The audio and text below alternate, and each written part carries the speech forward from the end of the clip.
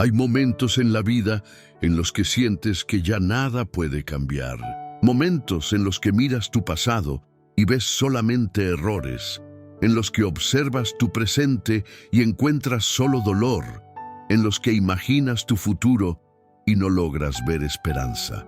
Pero ¿qué pasaría si te dijera que justo en ese punto de quiebre, en ese lugar donde todo parece perdido, es donde comienza la verdadera transformación? ¿Qué pasaría si comprendieras que no necesitas ser perfecto para encontrarte con lo divino, sino simplemente estar dispuesto a abrir la puerta cuando alguien toca?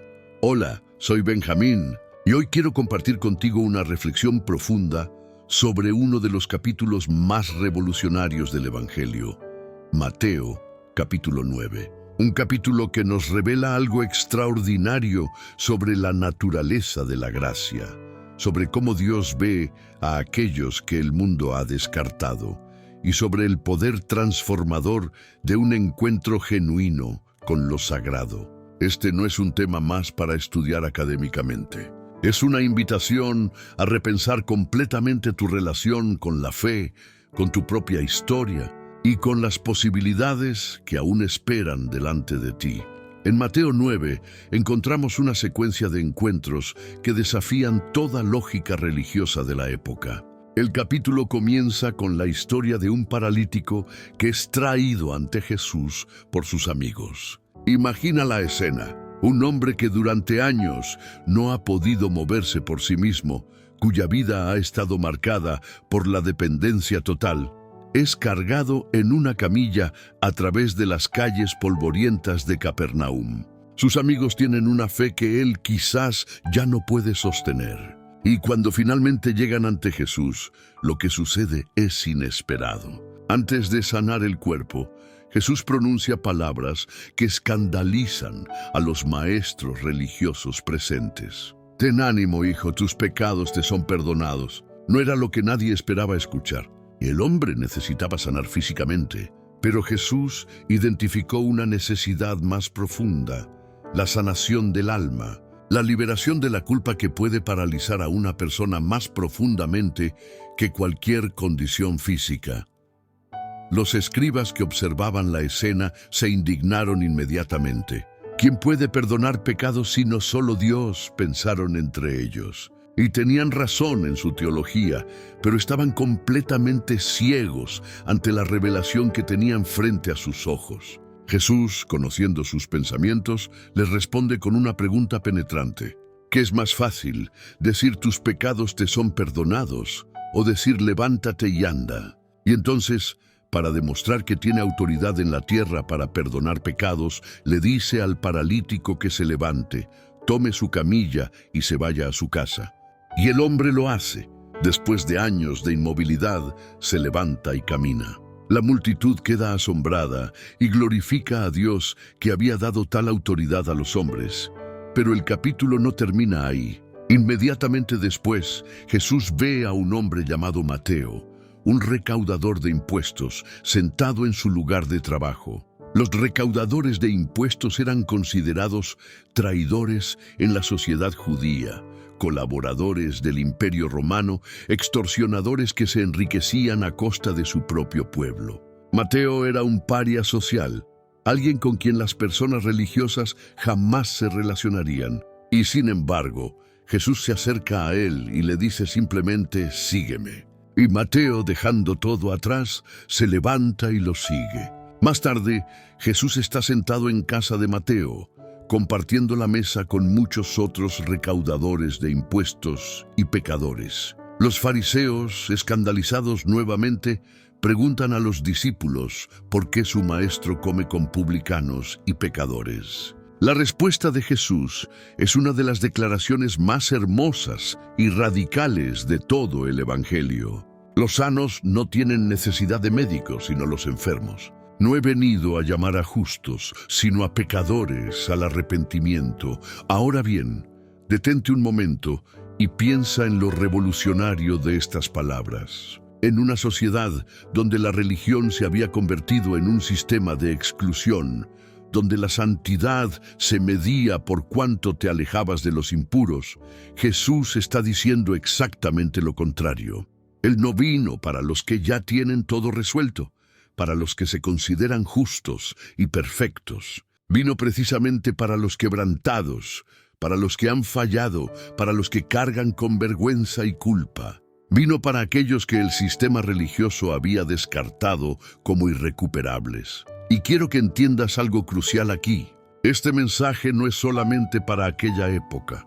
Es para ti hoy, en este preciso momento de tu vida. ¿Cuántas veces has sentido que no eres suficientemente bueno para acercarte a Dios? ¿Cuántas veces has pensado que primero necesitas arreglar tu vida, limpiar tu historia, convertirte en alguien digno antes de poder buscar lo divino? ¿Cuántas veces has mirado tus errores del pasado y has concluido que ya no hay esperanza para ti, que has cruzado una línea de la cual no hay retorno? Pero Mateo 9 está gritándote hoy que esa no es la verdad. La verdad es que Dios no está esperando que te perfecciones a ti mismo antes de buscarlo. Él está buscándote precisamente en tu imperfección, en tu quebrantamiento, en tu necesidad. Piensa en el paralítico. Él no podía hacer nada por sí mismo. Literalmente dependía de otros hasta para llegar a donde estaba la esperanza. Y sin embargo fue sanado. Piensa en Mateo. Él era considerado uno de los peores pecadores de su sociedad, un traidor, un corrupto. Y sin embargo, fue llamado a convertirse en uno de los 12 apóstoles, en el autor de uno de los evangelios que han transformado millones de vidas a lo largo de la historia. Si Dios pudo usar a un paralítico y a un recaudador de impuestos corrupto, si pudo transformar sus vidas de manera tan radical, ¿qué te hace pensar que tu situación es diferente? ¿Qué te hace creer que tú eres la excepción, el único caso para el cual la gracia no es suficiente? Vivimos en una época donde la ansiedad se ha convertido en la enfermedad de nuestro tiempo.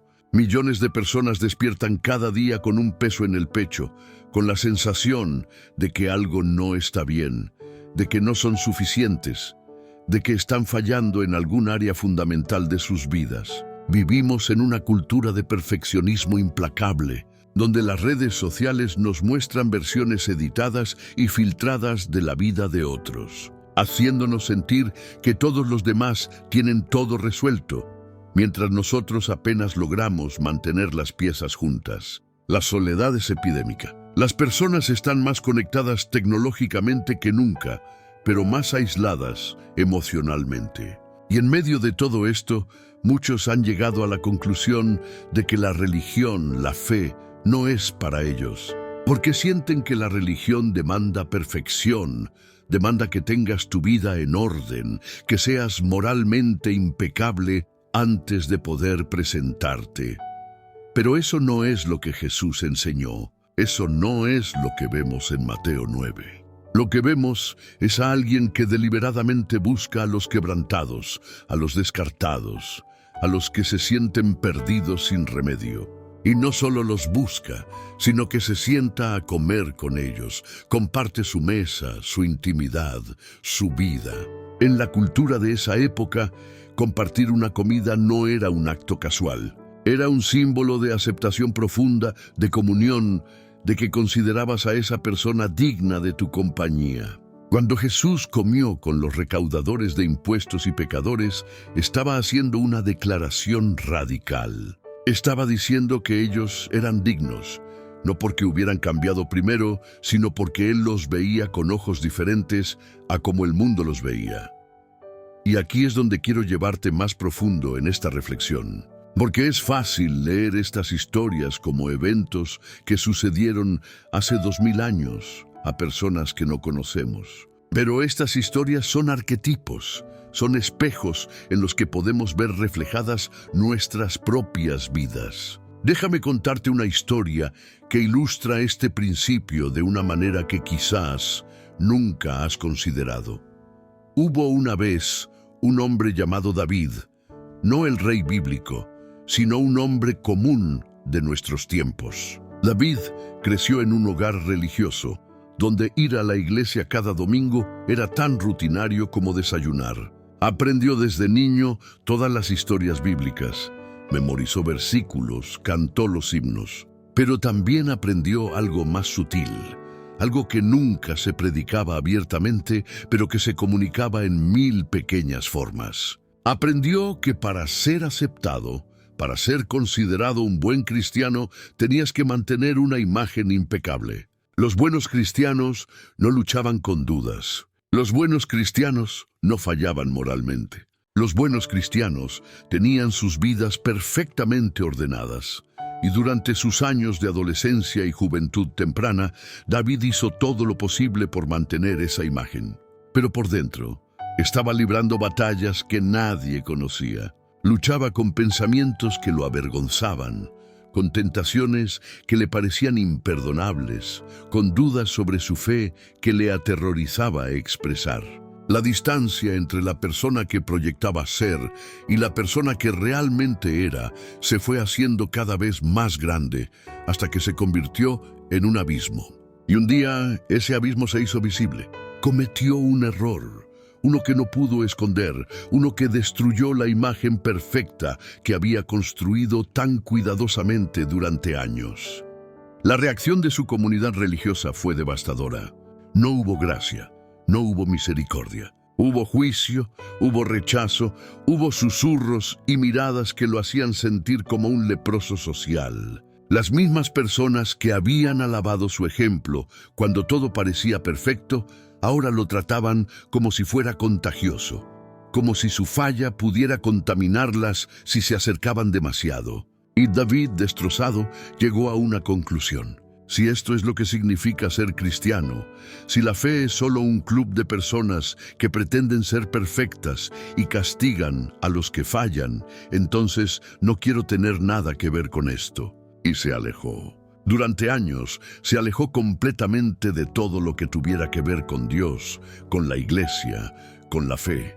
Pero algo curioso comenzó a suceder en esos años de alejamiento. Sin la presión de mantener una imagen religiosa, David comenzó a ser más honesto consigo mismo.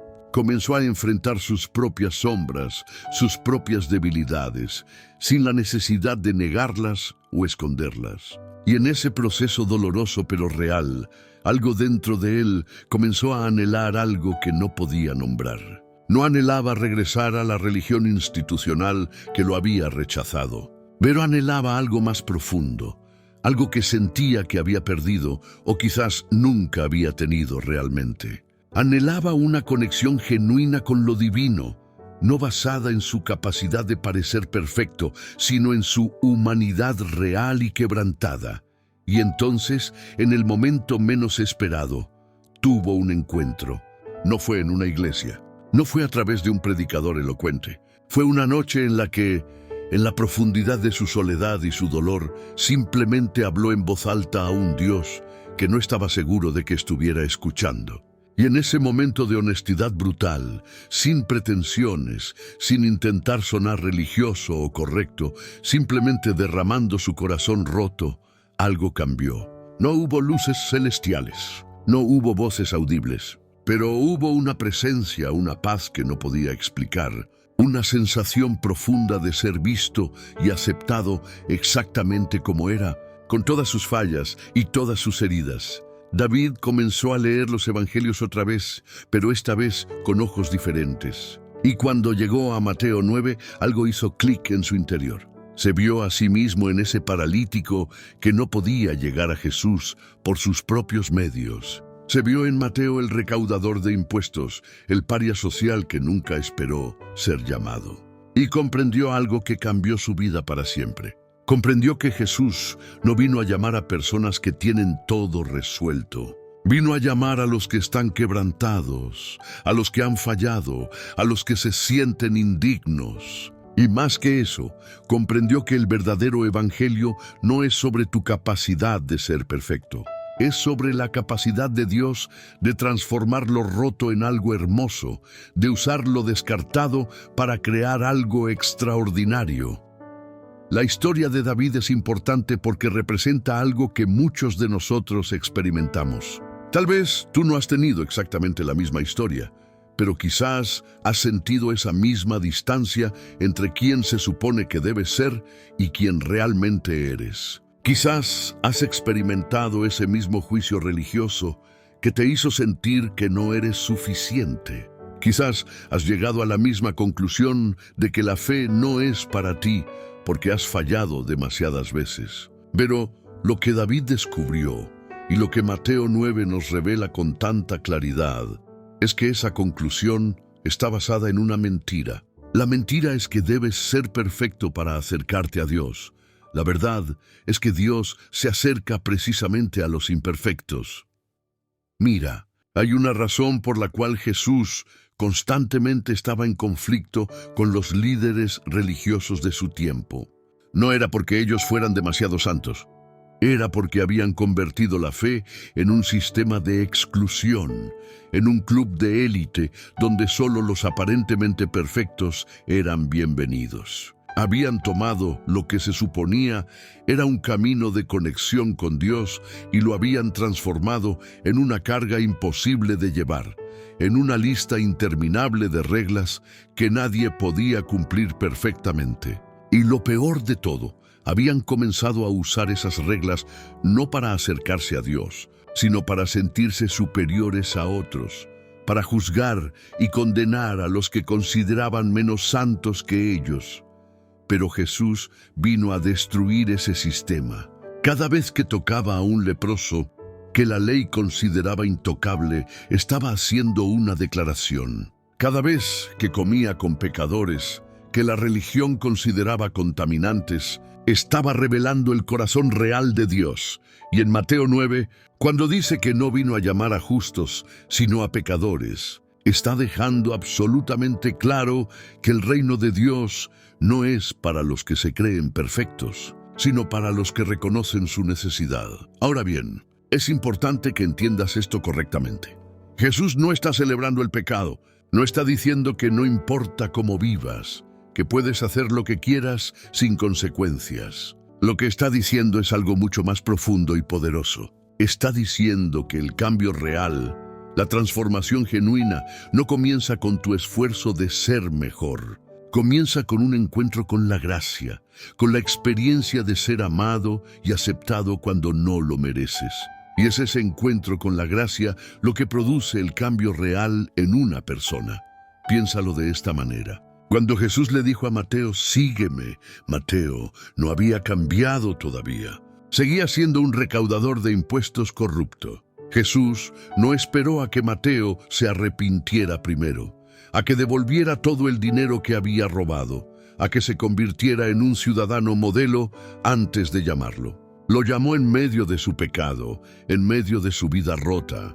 Y fue ese llamado, ese encuentro con alguien que lo veía con ojos diferentes, lo que produjo la transformación. Mateo dejó todo y siguió a Jesús, no porque se le impusiera una nueva lista de reglas, sino porque había encontrado algo, a alguien, que valía más que todo lo que había estado persiguiendo hasta ese momento.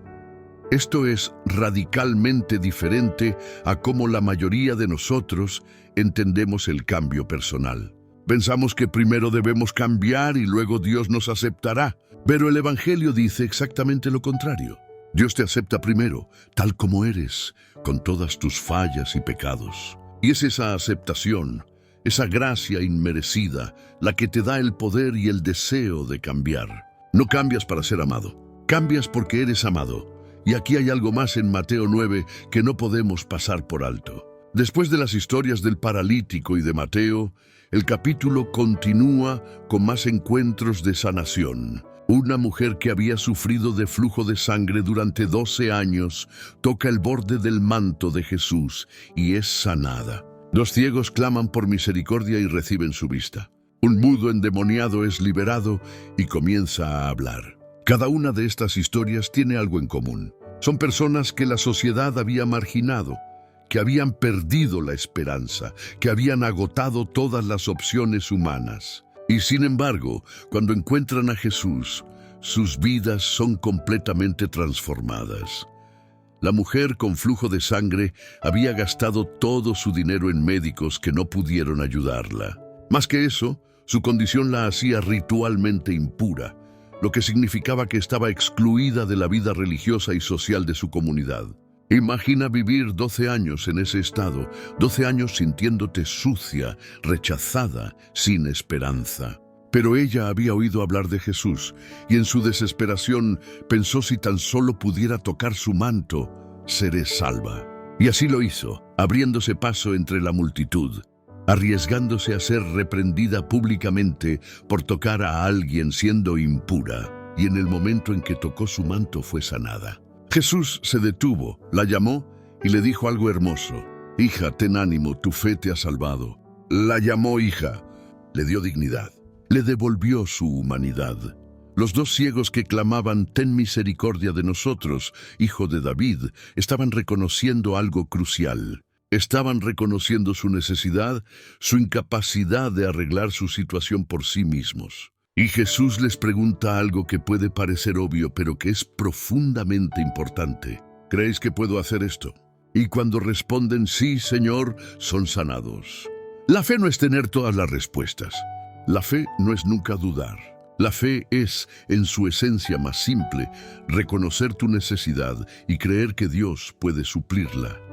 Entonces, ¿dónde te encuentras tú en todas estas historias? Eres el paralítico que se siente completamente incapaz de llegar a donde necesita estar. Eres Mateo, el que se siente descalificado por su pasado, convencido de que has hecho demasiadas cosas malas como para que Dios pueda usarte. Eres la mujer con el flujo de sangre, la que ha agotado todas las opciones humanas y está desesperada por un toque de lo divino. Eres los ciegos que están clamando por misericordia, reconociendo que no puedes ver el camino por ti mismo.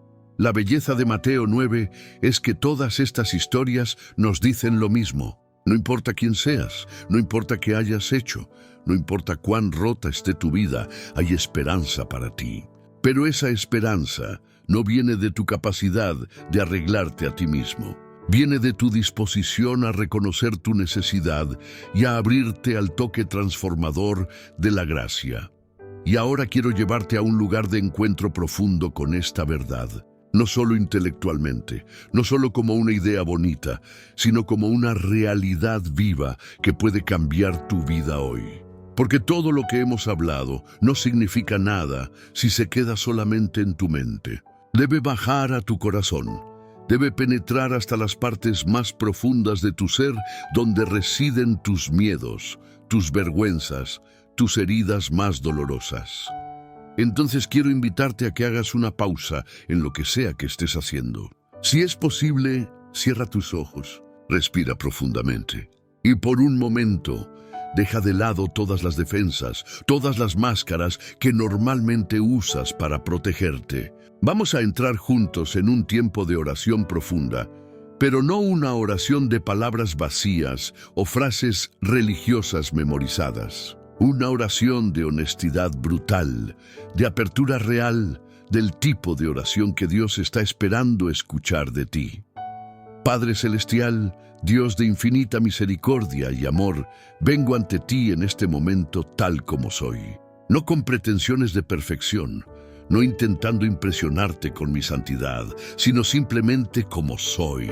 Con todas mis fallas, con todos mis errores, con todas las áreas de mi vida que están rotas y que he intentado esconder. Vengo ante ti como el paralítico que no puede llegar a ti por sus propios medios. Vengo como Mateo, consciente de que mi pasado está lleno de decisiones que preferiría olvidar. Vengo como la mujer que ha tocado tu manto en desesperación, habiendo agotado todas las demás opciones. Vengo como los ciegos clamando por misericordia, reconociendo que no puedo ver el camino por mí mismo. Señor, reconozco ante ti que he intentado hacer esto solo. He intentado arreglar mi vida con mis propias fuerzas. He intentado ser suficientemente bueno, suficientemente fuerte, suficientemente perfecto para ganarme tu amor y tu aceptación. Y en ese proceso me he agotado. Me he cansado de llevar el peso de mis propias expectativas y las expectativas de otros. Me he cansado de pretender que tengo todo bajo control cuando por dentro me estoy desmoronando. Perdóname, Padre, por haber creído la mentira de que debo ser perfecto antes de poder acercarme a ti. Perdóname por las veces que he juzgado a otros desde mi propia necesidad de sentirme superior, cuando en realidad estaba escondiendo mi propio quebrantamiento. Perdóname por haber convertido tu evangelio de gracia en una lista de reglas imposibles que ni yo ni nadie puede cumplir. Y ahora, Señor, te pido que hagas en mí lo que hiciste en todas esas personas en Mateo 9. Te pido que me sanes, no solo físicamente, sino en los lugares más profundos de mi alma donde residen el dolor y la vergüenza. Hay heridas en mi corazón que he cargado durante años, heridas que nadie más puede ver, pero que me paralizan tanto como la condición física de aquel hombre en la camilla. Hay culpas que me han perseguido, errores del pasado que no he podido perdonarme a mí mismo. Hay miedos sobre el futuro que me roban la paz en el presente. Toca esas áreas de mi vida, Señor. Habla a mi corazón las palabras que necesito escuchar. Ten ánimo, hijo, hija, tus pecados te son perdonados. Levántate y anda. Tu fe te ha salvado. Padre, te pido que me des la valentía de ser honesto contigo y conmigo mismo sobre quién realmente soy. No la versión editada que muestro en las redes sociales, no la máscara que uso para que otros me vean de cierta manera, sino la persona real que solo tú conoces completamente. Y te pido que en medio de esa honestidad brutal me permitas experimentar tu amor de una manera que nunca he experimentado antes. Que pueda saber, no solo en mi mente, sino en lo más profundo de mi ser, que soy amado no a pesar de mis fallas, sino en medio de ellas. Que tu amor no está condicionado a mi desempeño, que no tengo que ganarme un lugar en tu corazón porque ya lo tengo, simplemente por ser tu hijo, tu hija. Y ahora, Padre, te pido que me uses. Así como usaste a Mateo, un recaudador de impuestos corrupto, para escribir uno de los evangelios que ha transformado millones de vidas. Así como usaste al paralítico para demostrar tu poder ante toda una ciudad. Así como usaste a la mujer con el flujo de sangre para enseñar sobre la fe. Úsame, Señor, con todas mis imperfecciones y mis limitaciones. No después de que me perfeccione. No cuando finalmente tenga mi vida completamente en orden, sino ahora tal como estoy. Porque sé que tú te especializas en usar lo que el mundo descarta. Te especializas en tomar lo roto y crear algo hermoso. Te especializas en llamar a los que se sienten descalificados y convertirlos en instrumentos de tu gracia. Dame sabiduría, Señor, para ver las oportunidades que pones frente a mí cada día para ser un reflejo de tu amor.